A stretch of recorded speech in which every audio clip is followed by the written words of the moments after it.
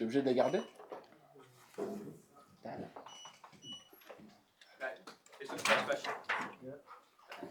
Alors, salut Patrick, c'était comment ta première expérience au haut niveau? Bah, ça fait du bien, hein. Ça fait du bien et je pense que, en tout cas, si même il y avait beaucoup de doutes par rapport à moi, ben maintenant, j'espère que les doutes ils ont disparu. Quel lightweight va accepter de t'affronter après que tu aies mis KO deux welterweight ex-UFC? Bah, j'aimerais bien que ce soit Kevin Lee. J'aimerais bien que ce soit Kevin Lee le prochain. Je pense que ce serait un gros match-up. Ce qui m'a un peu dérangé, c'est que ma dernière performance était contre Danny Roberts. Il était 7-7 à l'UFC et beaucoup de gens ont vite négligé ma performance lorsqu'on m'a annoncé Kevin Jousset parce que c'était un nom francophone et donc les gens connaissent plus les combattants francophones. Et donc ils ont vite fait passer ça comme si c'était pas bien ce que j'avais fait et que j'avais pas le niveau de Kevin. Parce que si les combattants disent qu'ils disent pas ce qui se passe sur Twitter, c'est des menteurs. On lit tout ce qui se dit sur nous sur les réseaux. Donc j'ai vu beaucoup de choses passer. Euh, j'ai lu beaucoup d'analyses passées, vidéos sur YouTube. Je suis resté silencieux durant la prépa. J'ai pas voulu parler. Mais j'étais sûr que dans le combat, j'allais faire ce que j'avais à faire. Patrick, déjà, félicitations pour ta victoire. C'est quoi ton ressenti après combat? Je me sens bien. Je me sens bien. C'était préparé par mon coach. J'ai exécuté. Et je pense qu'il n'y a pas beaucoup de gens qui vont rester debout avec moi et qui peuvent encaisser ce que j'envoie. Est-ce que tu l'avais visualisé de cette manière, ce combat, ou pas? Non, je pensais que ça allait être avec la droite, mais je dois avouer qu'il avait fait une bonne prépa, c'est-à-dire qu'il avait mis une bonne garde lorsque j'ai envoyé le crochet droite. Et j'ai entendu Aldric lui dire une information, donc je pense qu'ils avaient travaillé sur cette combinaison de ma part. Et donc là où Kevin avait plus l'habitude d'être ouvert, on l'a vu bien fermer ce combat-ci, bah, obligatoirement, mais comme j'ai dit, c'est pas possible de ne pas faire d'erreur pendant 15 minutes. Et il me suffit d'une erreur, il a voulu kicker, j'ai vu l'ouverture, le crochet qu'on travaillait est passé, et puis après au sol, j'ai vraiment envoyé une droite comme si on était debout. C'est-à-dire que je voulais pas un grand end pound où l'arbitre il arrête le combat vite fait, je voulais vraiment qu'il dorme, surtout pour ce qu'il avait dit. Et voilà. On t'a beaucoup encouragé dans ce combat, comme si tu étais chez toi. Qu'est-ce que ça fait d'être en France, combattre un Français et d'être encouragé comme si on était à la Je pense que les gens devraient éteindre leur téléphone et voir la vraie vie. Sur les réseaux, tu pouvais entendre oui, il n'est pas français, donc les gens ils vont me huer, machin, et des analyses. Déjà, t'en as la moitié des gens, ils sont jamais montés dans une cage, donc ils savent pas ce que c'est les MMA. Donc ils savent pas ce que c'est de prendre une pêche dans le visage. Donc ils vont te dire leur avis dans leur fauteuil à 17h avec un petit chocolat chaud, c'est facile, mais nous les combattants, on est des humains. Par exemple, moi je stresse avant chaque combat, j'ai du mal à manger. On te dit Kevin ci, Kevin ça, ben donc toi-même non, tu te dis Kevin ci, Kevin ça, Kevin il est immense. Moi dans ma tête, Kevin il faisait 2 mètres, j'arrive au face à face, on fait presque la même taille. Je me dis, mais en fait il est pas si grand que ça. On me dit il est énorme, au final, ben moi j'ai fait une prépa physique tellement dure, vous avez tous vu le changement physique. Mais c'est parce que dans ma tête, j'avais tellement peur que je me suis dit, il faut que je m'entraîne comme un ouf. Et finalement, ben, ça a fait. Et puis, ouais, il a jamais pris de KO. C'est à des proportions très différentes, parce que Topuria, c'est le summum du sport. Mais lorsque tout le monde disait qu'il allait jamais mettre KO Max Holloway, c'est pareil, au final, on est tous des humains. Si tu prends une patate au menton, tu dors. Si le mec frappe fort, je suis un puncher, je mets KO. Si tu prends ma droite ou ma gauche au menton, tu vas tomber. Et voilà, c'est tout. Ça veut dire que, et moi j'en ai conscience, c'est pour ça que moi j'ai pas envie de prendre une de ses droites ou de ses gauches. Ça peut être n'importe qui, que ce soit un judoka, que ce soit pas un striker ou je sais pas qui. Avec des gants de 4, t'as pas envie de prendre de droite. félicitations encore, merci. Merci. 2 secondes. Merci. Vas-y. Patrick, dans un premier temps, félicitations. Quelle victoire, quel chaos. Bon, on va peut-être un petit peu se répéter, mais je veux savoir déjà ton ressenti et qu'est-ce que tu en as pensé du public qui était majoritairement pour toi, de l'ambiance de l'arène? Je pense que les gens devraient suivre ce qui les fait kiffer. C'est-à-dire que c'était pas un France-Belgique. C'était Kevin Jousset contre Patrick Aburora. Et s'il y a plein de gens qui se ressentent en moi, ben, tant mieux d'être avec moi. Et ils ne devraient pas avoir honte. Je me rappelle que Amin Ayoub avait juste posté sur Twitter qu'il était avec moi. Et les gens dans les commentaires, ouais, t'es pas français, mais ça n'a rien à voir. C'est lui qui veut supporter Kevin, il a la liberté de supporter Kevin. C'est lui qui veut me supporter, il a la liberté de me supporter. Et peu importe que tu sois musulman, chrétien, noir, arabe, blanc, tu supportes qui tu veux. et tu fais ce que tu veux, c'est du MMA, c'est du sport. Il faut arrêter de mettre de la politique là, il ne faut pas en mettre. Et voilà, moi ça me fait plaisir que le public m'ait supporté. Si même il m'avait eu, ça n'aurait rien changé. Moi je viens combattre dans une cage et voilà.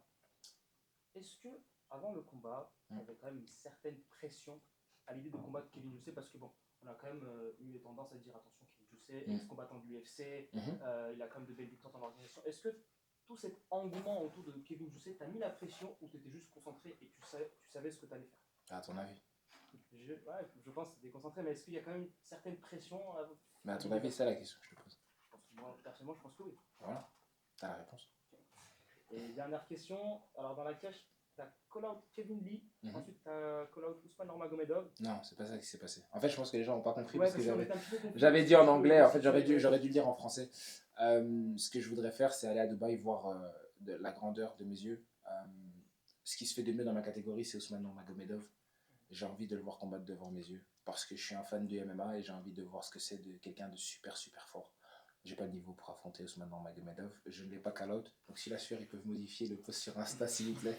Parce que c'était en anglais, mais je pense que les gens n'ont pas compris. J'ai demandé au PFL de me prendre un billet d'avion pour aller à Dubaï, voir le combat. Et je sais que dans les plans d'Ousmane Nurmagomedov, c'est qu'il va bientôt partir, je pense. Et vous vous doutez bien tous où est-ce qu'il va aller. Et lorsqu'il partira, j'aimerais bien être le suivant pour pouvoir. Mais je pense que j'ai beaucoup plus à apprendre de cette équipe qui est incroyable que d'aller affronter un mec où je suis pas prêt.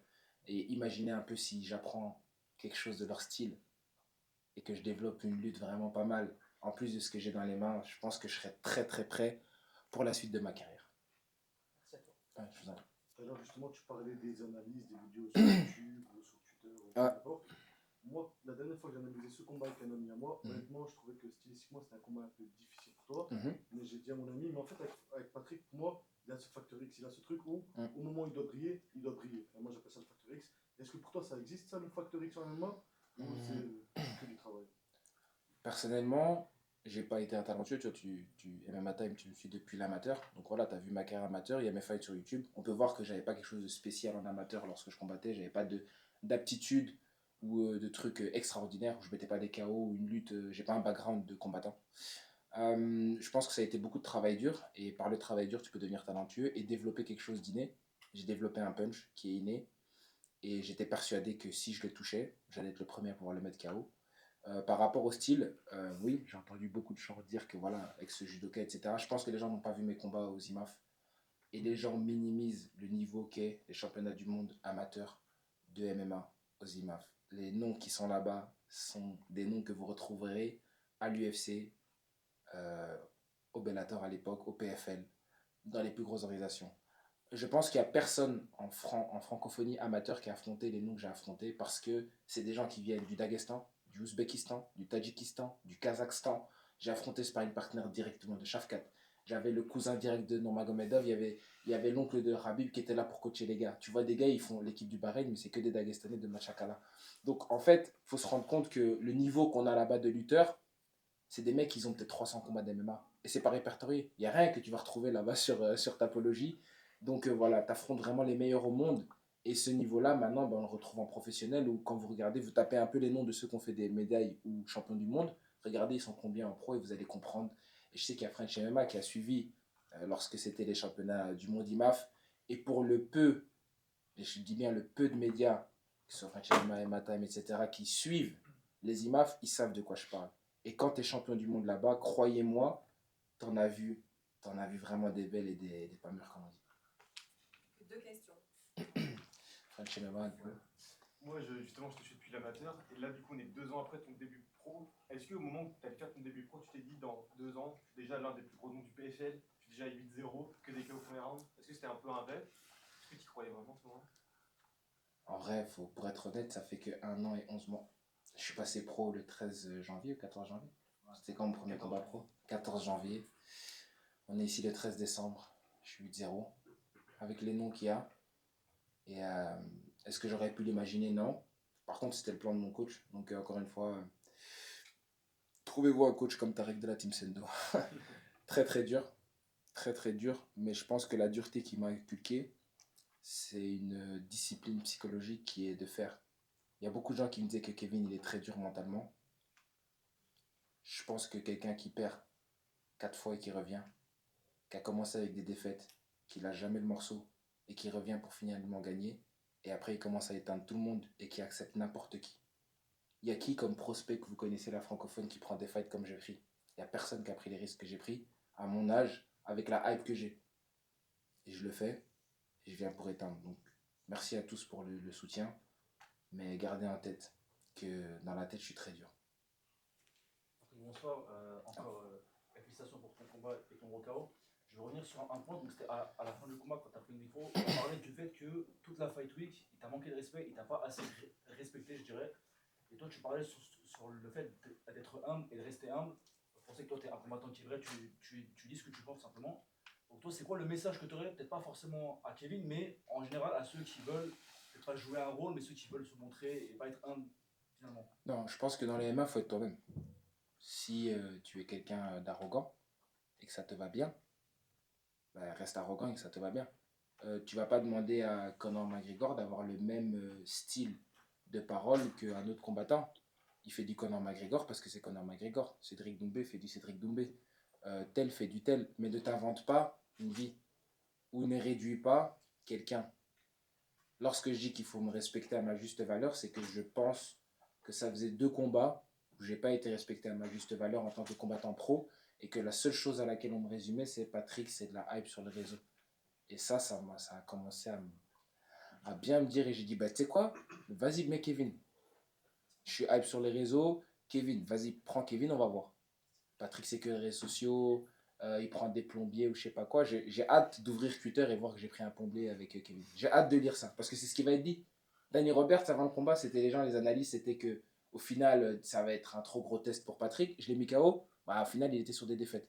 Kevin avant le combat, il y a des gens qui sont sur Twitter. Vous avez tous lu ce qu'ils se disaient. Maintenant on va voir ce qui va se faire demain. Kevin, il sort de 2 défaites de l'UFC. Finalement, c'était pas waouh. Ok, c'est pas grave. Les gens, ils auront toujours un truc à dire. C'est pour ça qu'il faut travailler dur, avoir confiance en toi, bien t'entourer, rester humble.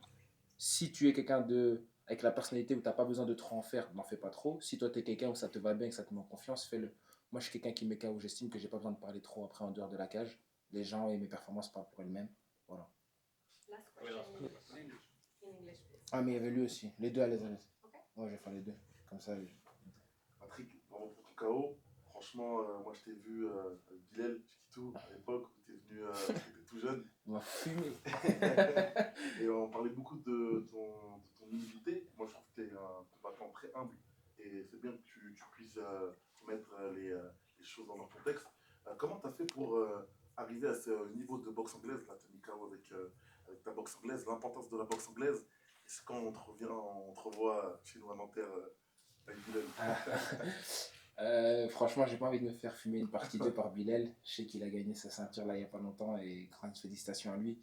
C'est un bon grand frère qui m'a fait réaliser certaines choses et je me suis retourné. Quand je suis rentré en Belgique, j'ai dit à mon coach, s'il te plaît, apprends-moi à boxer. Mon coach Tarek de la team Sendo. Je pense que c'est le meilleur coach dans la vision du striking pour le MMA au monde. Il n'y a pas un coach qui est meilleur que lui. Et mon devoir en tant qu'élève, c'est de prouver sa méthode. Et vous savez, j'ai plus envie de le rendre fier qu'un jour ils disent que j'ai fait un combat parfait que moi gagner. C'est ma seule nécessité en combat. Et bah là, je sais qu'ils vont encore m'engueuler parce que j'ai fait pas mal d'erreurs, mais j'espère qu'un jour, il me dira que j'ai vraiment fait un beau combat et que j'ai pas fait d'erreurs. Et c'est la recherche de perfection. J'ai des anecdotes comme ça, mais lui, c'était le genre de coach, enfin, je dois aller au sac et répéter 2000 jabs, puis 2000 droites, puis 2000 crochets.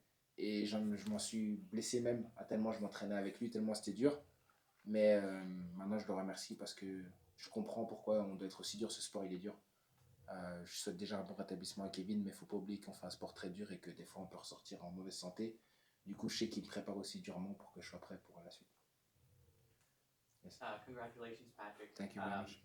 You mentioned you want to fight for a title soon. Would you prefer at 155 or 170? And how do you see a fight between you and Usman Nurmagomedov or Alfie Davis? This is what I was saying in French. I think people misunderstood what I was trying to say. It's like I just want to be there and witness his greatness by Usman Nurmagomedov because I think he's really great.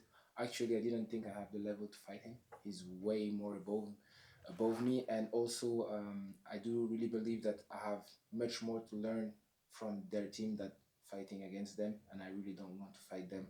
But I think that Usman said that he's gonna leave soon PFL, and I would love to fight when he's leaving the PFL, and maybe try to fight for the belt, or I don't know which category. I don't know. I can do 50, 155, 170, obviously.